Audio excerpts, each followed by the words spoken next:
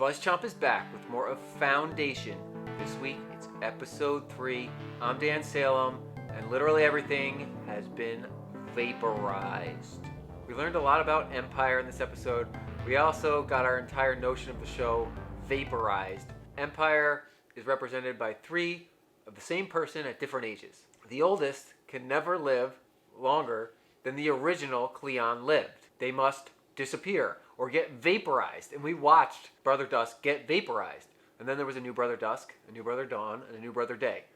And so Brother Dusk watched Brother Dawn be born, and then he went off and got vaporized. That was a literal vaporization. But our notion of the show was vaporized because Harry's followers are on Terminus, but when they arrived, the vault, the giant alien pillar, was already there. The null field around it was keeping humans away. Salvor can approach. Her parents have known her entire life that she was able to approach because they found her there like a 4-year-old, right? These are not her real parents. Salvor is definitely Gaal's daughter. The mother knows it. She insinuated it because she has the mathematical cube of all of Harry's research, and she thought her daughter could read it. Why would she think that? Only Harry and Gaal could read it. Now Salvor can probably read it. It seemed like she could, and she wasn't letting on. She can approach the Pillar of Knowledge. Why can she do that? Because she's special. She understands the math. She can unlock its powers.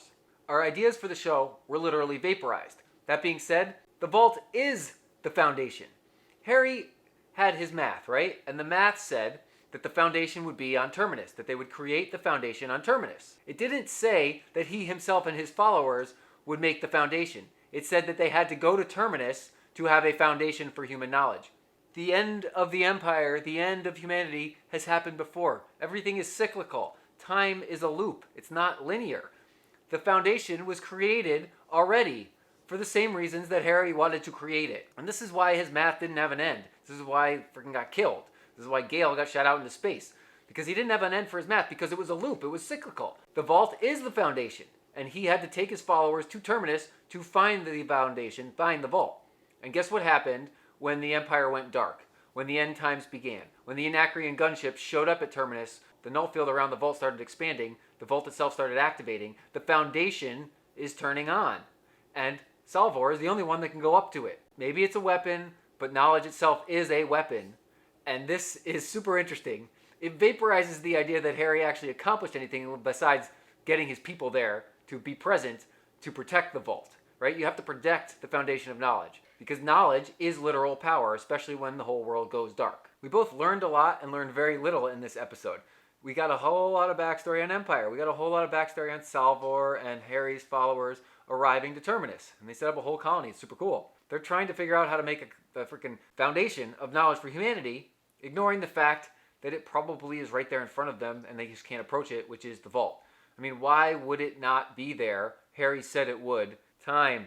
It's not really relevant. We also got a big vaporization in the brain because we saw no Gaal. We saw no fill in the blank. She got shot out into space. I know they're trying to leave it open, right? I believe that Salvor is her daughter. I'm really curious how the Empire fell. Its whole model got vaporized in a very short period of time. We didn't jump a ton of years, just enough for everything to go to hell. But this is a different style show than I envisioned because the foundation pre-exists, yet the Empire has fallen.